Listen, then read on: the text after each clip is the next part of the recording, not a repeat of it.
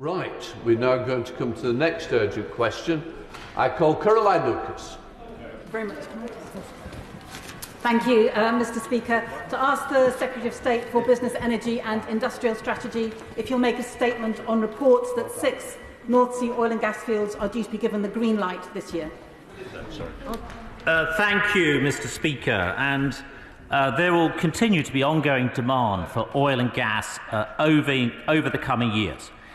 It is a clear choice, either between a transition which secures our energy, protects jobs, and leads to innovation in new technologies like carbon capture and hydrogen, or an extinction for our energy sector, as I think the Honourable Lady proposes. Flicking a switch and turning off our domestic source of gas overnight would put energy security, British jobs and industries at risk, and we would be even more dependent on foreign imports. Mr. Speaker, the way we produce oil and gas is cleaner than in many jurisdictions, so it would be illogical to import it at further expense to Britain and to our planet. First, Mr. Speaker, the fields referenced in these reports are already licensed, some dating back to as early as 1970, and are now going through the usual regulatory processes. All proposals, Mr. Speaker, are subject to a rigorous scrutiny process prior to consent, as opposed to licensing, by our expert regulators, including an environmental impact assessment and a public consultation. No decisions by the regulators have been taken, so it would be inappropriate to comment further on that process. However, Mr. Speaker, to be clear, continued support for Britain's oil and gas sector is not just compatible with our net zero goals, it is essential if we're to meet the ambitious targets we've set for ourselves while protecting jobs and livelihoods. Mr. Speaker, as announced last year and forming part of the North Sea transition deal, will introduce a climate compatibility checkpoint for any new licences to ensure that any future licensing rounds remain consistent with our goals. Meanwhile, we continue to make progress on developing new nuclear, which I think the Honourable Lady also opposes, and renewables that will power our future. Today we've announced we're ramping up our auctions for our flagship renewables scheme, the Contracts for Difference, establishing new industries, boosting investment and creating jobs in our former industrial heartlands. Caroline Lucas. Thank you, Mr. Speaker. That was a frankly extraordinary statement by the Minister. The idea that the solution to an energy crisis caused by high gas prices is to increase our reliance on gas seems to me to be pretty risible. The UK still holds the COP presidency and is, of course, bound by the Glasgow Climate Pact. So why is he ignoring the international agreement that, and I quote, limiting global warming to 1.5 degrees requires rapid, deep and sustained reductions in global greenhouse gas emissions? Why is he ignoring that and giving the green light to the extraction of more oil and gas? Can he confirm if he and his government are actually still committed to net zero by 2050 and the interim targets? Because frankly, judging by their actions, that seems to be in question. Why is he not listening to experts like the International Energy Agency, who could not have been explicit? Perhaps he's not read their net zero by 2050 report, but if he had, he would see that it says that by 2021, that is the cut-off point for the development of any new oil and gas fields if we want to hit internationally agreed climate goals. Does he acknowledge that these proposals go against the spirit, if not the letter, of that warning? Is he aware that renewables are already cost competitive, with wind and solar beating new gas generation hands down? So let's not have any more of this guff about more transition fuels being needed. Can he explain to the House and to our constituents why the government isn't investing in real energy security for people, with an ambitious street-by-street energy efficiency and insulation programme rolled out, instead of pretending that we need more oil and gas to keep our homes warm and to bring people's bills down? Why are government decisions about these new licences being taken behind closed doors and MPs only hearing about them because of media reports?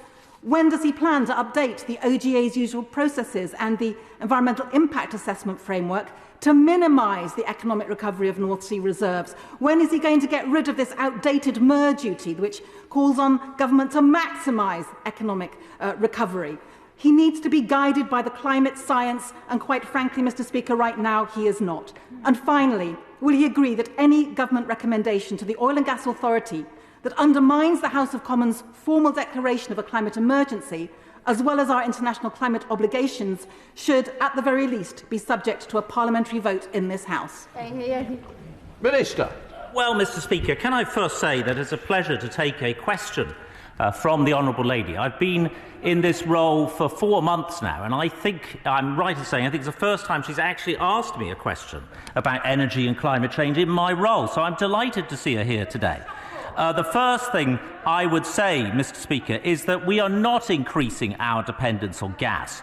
We are absolutely clear that we are increasing the amount of renewables that we are producing. That is actually the medium to long-term, even part of the short-term solution, Mr. Speaker. We are we're not resting on our laurels about having the world's largest offshore wind sector. We are quadrupling that capacity over the decade. What we are not increasing, Mr. Speaker, is our dependence on imported foreign gas. That is the point of this, is that our domestic production is far less in terms of its carbon emissions and obviously better for our energy security. So it says we are ignoring COP, Mr. Deputy Speaker, quite the opposite.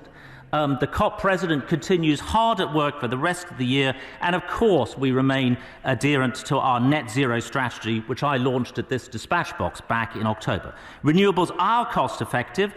She is quite right, and they've become a lot more cost effective thanks to the actions taken by this government in terms of our contracts for difference process and in terms of the hard work that we've done in 12 years to increase the percentage of our electricity generation coming from renewables from 7% to 43%. She says decisions behind closed doors, Mr. Speaker. Well, no, because these are not decisions.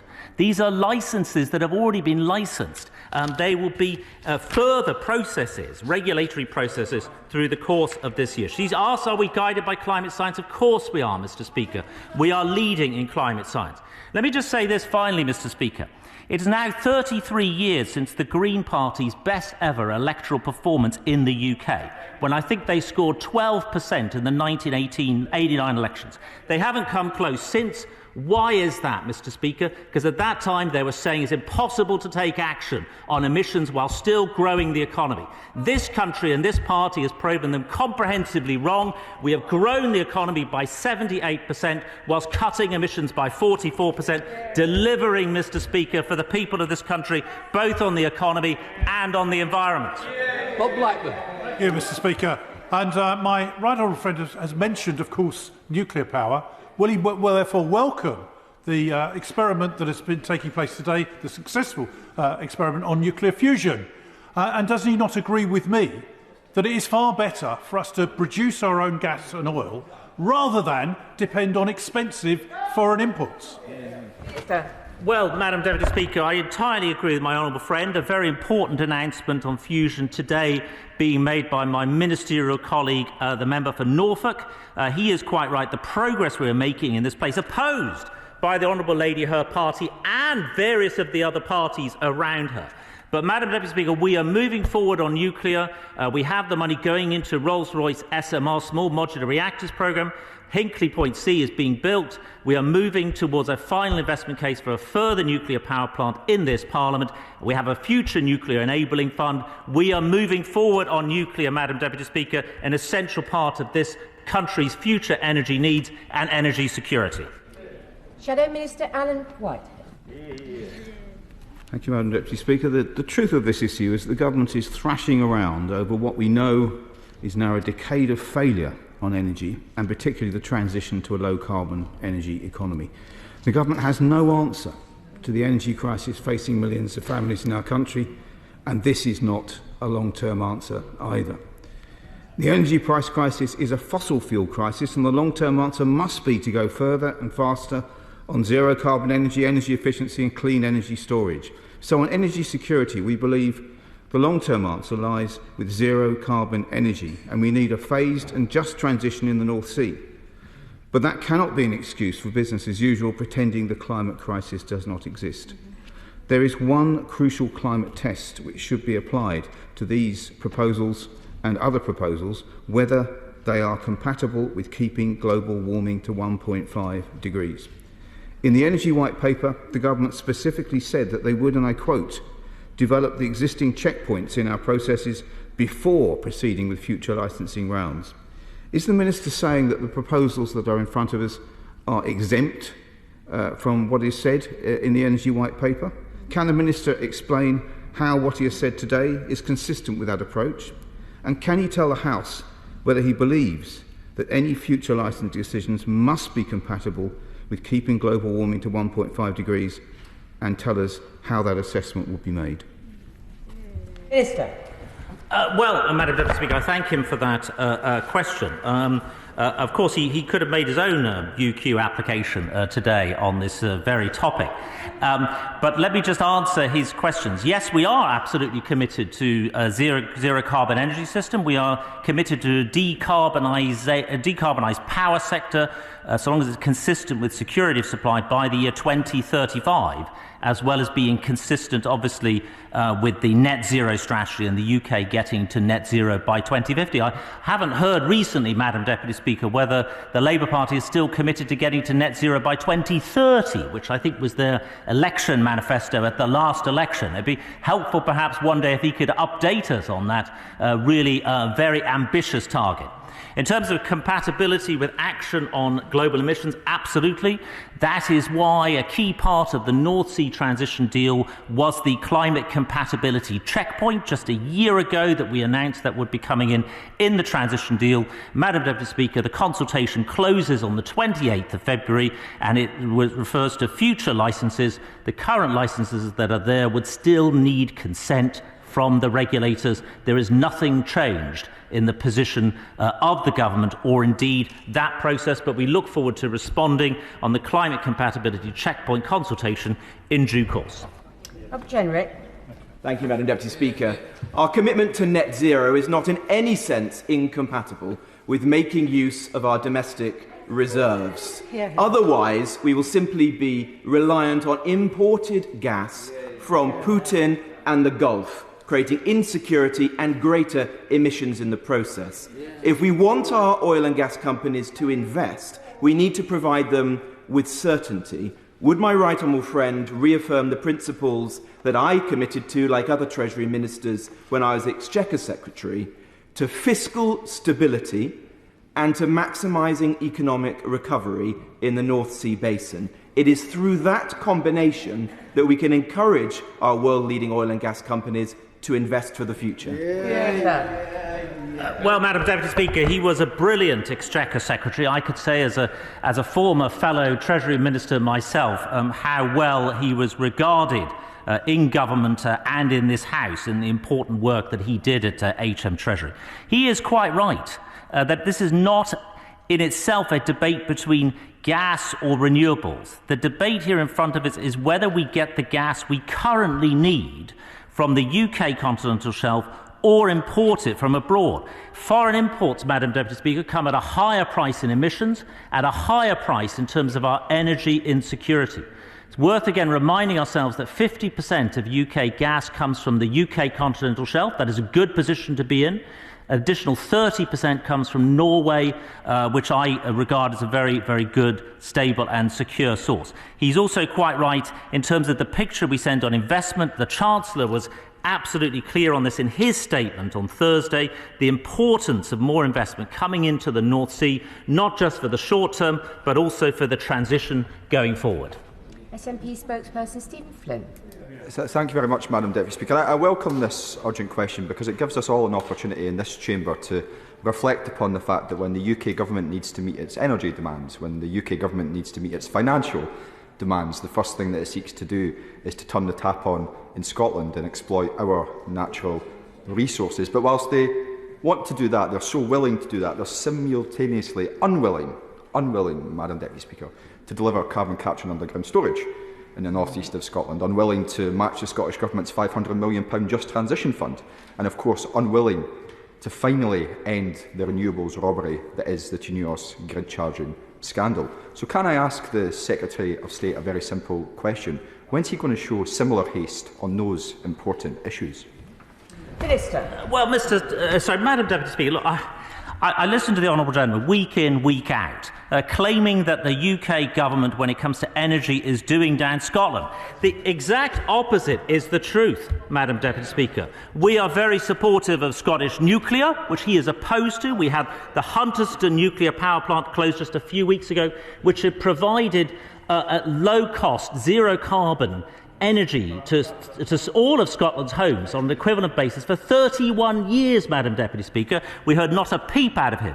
We hear the Scottish First Minister recommending that particular fields not be given approval. How does that land amongst the 200,000 people in this country dependent on the oil and gas sector, of which about 40%, 80,000 or so, are in Scotland, in particularly the North East Scotland? So, Madam Deputy Speaker, on CCUS, he will know that the Acorn cluster is the reserve cluster and has got significant UK government support. I have met with many of the participants and Storegga and other participants in recent weeks. The transmission review is led by Ofgem, and of course we'll look at these questions in terms of the cost and affordability when it comes to transition.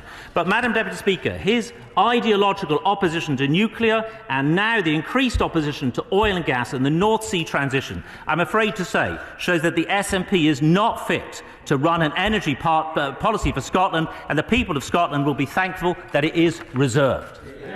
Sir Desmond Swain. Nothing could be more dangerous to our position as a secure destination for investment than the imposition of windfall taxes, could it?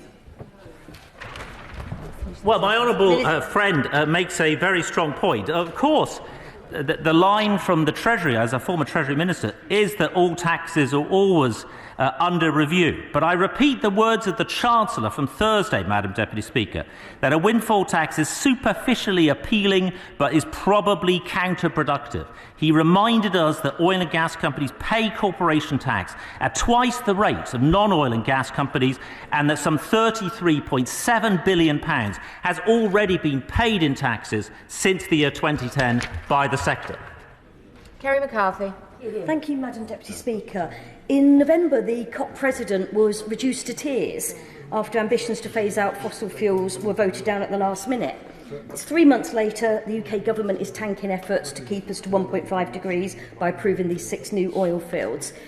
It's not just about looking at the energy supply and demand in this country, it's about setting an example. If we're to approve this fossil fuel exploration, what is stopping other countries doing suit? Minister. Well, Madam Speaker, I very much welcome her question and a chance to put on the record the brilliant job done by the COP president. In the year that the UK, in the year running up to the conference, at the start of that year, only 30% of global GDP was covered by a net zero commitment. That rose to 90% after the conference, setting an example. I am the co-chair of the Powering Past Coal Alliance, an international group calling for the phasing out of coal, Madam Deputy Speaker, something I am proud of. Adam Affir. Thank you, Madam Deputy Speaker. There's one thing that none of us in this House must ever apologise for, and that is defending the interests of our constituents. And when I look across my constituency and across the country, it's quite clear that energy bills are going to soar. And that is partially due to a lack of energy security. But let's also be clear, coal is a very dirty fossil fuel. Gas, less so. Nuclear, fairly clean, and obviously renewable right at the top of the tree. So can I commend the government for recognising that we must never let the perfect be the enemy of the good by ensuring that we do get cheaper fuel supplies to our people. Minister. I think my honourable friend puts it very well and very succinctly, Madam Deputy Speaker, and the key word to use here is transition, the transition from our existing energy mix to the energy of the future. Dave Dugan. Thank you, Madam Deputy Speaker. Granting new oil and gas exploration in the North Sea is flying in the face of the government's commitment to get to net zero. Closer to home, the Tory-controlled Surrey County Council is defending in court a decision to approve 4 oil wells in Horse Hill in Surrey. And why is the government coming behind Surrey County Council and defending in court, destroying Surrey's green land, bringing in massively new CO2 pollution in direct conflict with the government's own net zero ambition? Minister. Well, Madam Deputy Speaker, two things on that. First of all, on the second matter, those are planning decisions which would not be right for me to opine on at the moment. In terms of, I don't think she heard my statement earlier. These are not new licences. Whatever she may read in the Daily Telegraph, these are actually not new licences. These are how the licence gets processed, licences which in some cases was granted as early as 1970. These are how those licences get taken forward once they have regulatory approval. David Dukin.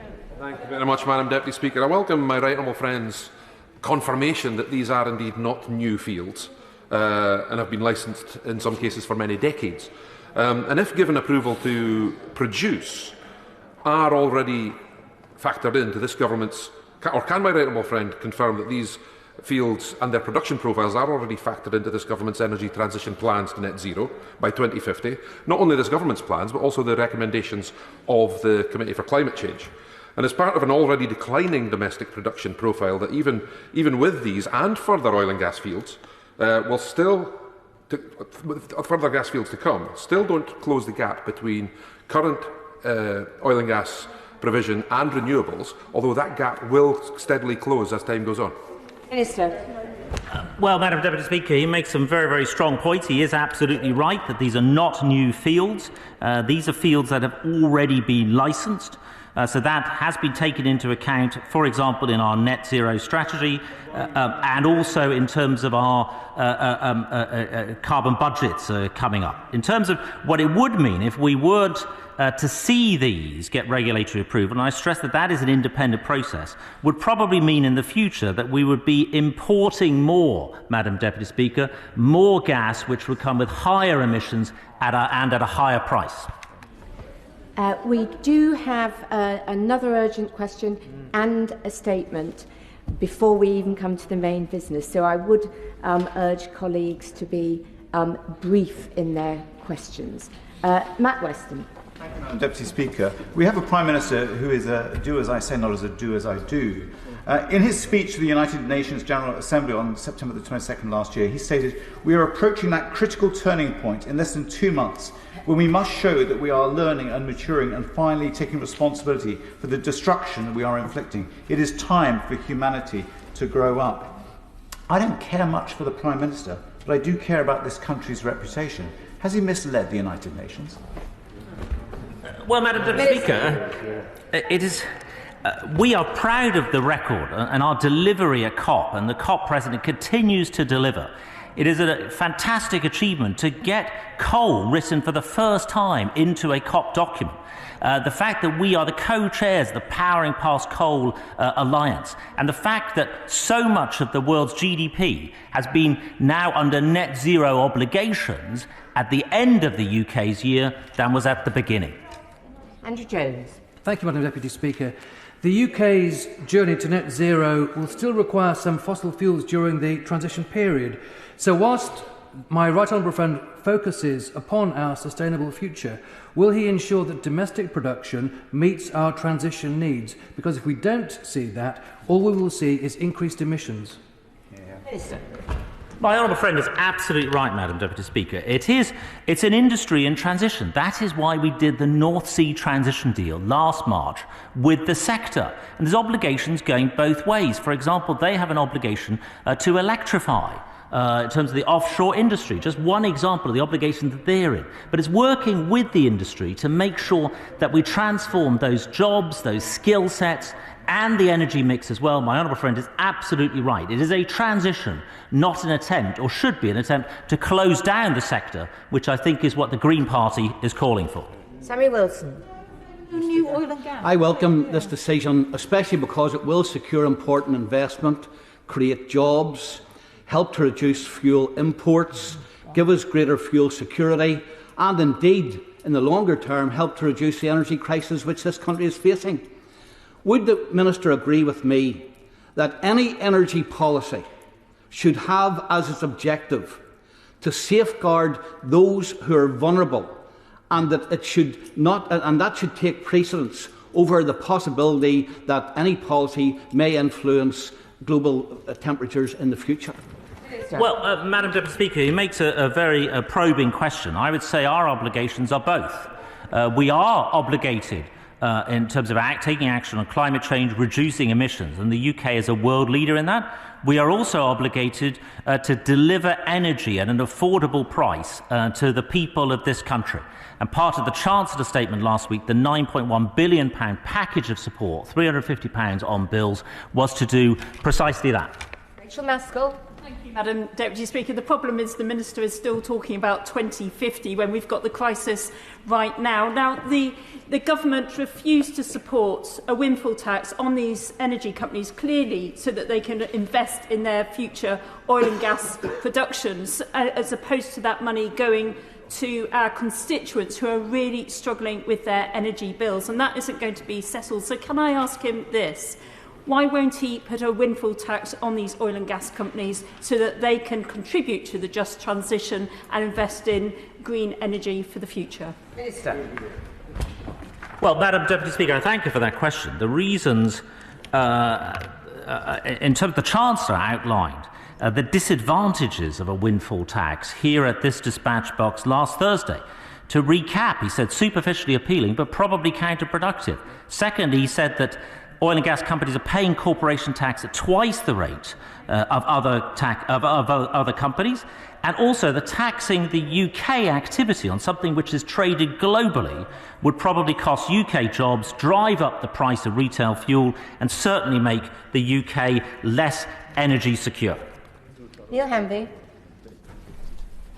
Thank you, Madam Deputy Speaker. I cautiously welcome this news. It will help secure hundreds of thousands of jobs in the industry and in the north east of Scotland. And I think in this current political times, it will help deliver resilience of energy supplies, not just here, but across Europe. Will the government commit to take the following 3 actions in parallel to help save the planet as well as saving the jobs in the industry? So attach a zero carbon obligation to each new licence underpinned with a fiscal and fine regime, accelerate just transition approval for the Acorn carbon capture cluster, and meet with me to discuss how to support development of carbon capture technologies at sites such as Mosmoran LNG and ethylene plant in my constituency in Kirkcaldy and Cowdenbeath. Minister. Well, I thank him, Madam Deputy Speaker. I think a slightly more constructive approach than his SNP colleague. He is absolutely right. Saving the planet and saving jobs, we can do both at the same time. He calls for a zero carbon obligation, but I would suggest that he waits to see the results of the consultation on the climate compatibility checkpoint. He would have heard my answer on carbon capture, utilisation and storage, how the UK government is supporting that. And third, in terms of meeting him, of course I will meet with him, Madam Deputy Speaker. Jonathan Edwards. Madam Deputy Speaker. According to UK statistics, the amount of oil and gas sourced from the North and Celtic seas has ballooned, doubled year on year. One oil company chief executive is reported to have described his company, and I quote, literally like a cash machine, as he handed billions of pounds to shareholders as a result of these increased exports. Isn't it the reality that expansion of exploitation, therefore, has more to do with maximising profits and tax revenues as opposed to dealing with domestic energy crisis? Minister. Well, Madam Deputy Speaker, I thank him also for that question. His earlier statistic on doubling production, I need to have a look at over what time frame he's taking that doubling, because clearly, particularly in the first year of the pandemic, production was very, very low. So I'd have to look at that. In terms of his call, I think, for higher taxation, again, it's worth looking at the tax that is being paid by the sector. Since 2010, £33.7 billion paid in taxes by the sector, £375 billion, Madam Deputy Speaker, over the last 50 years. Jim Shannon. Thank you, Madam Deputy Speaker. Whilst I and many welcome the news that new gas and oil supply can be found in the North Sea, the timescale will not help fuel poverty in the interim. Right. So what is the Department doing to secure fuel at appropriate pricing for working families in my constituency of Strangford and indeed across the whole of the United Kingdom, of Great Britain and Northern Ireland? Minister. Well, Madam Deputy Speaker, he is right that the matters being discussed today are for gas production in the future. but I refer him to the Chancellor's statement here on Thursday in terms of the package of support being provided by the government. £350 on bills, that's a £200 discount on the bill itself, a £150 rebate on council tax. We're also raising the national living wage from £8.91 an hour to £9.50. We've frozen fuel duty for 12 years, and of course we are providing also additional funds to make sure, discretionary funds, Madam Speaker, to local authorities to make sure that those who aren't covered by those schemes are. Thank the Minister for answering the urgent question. And before we come to the next urgent question...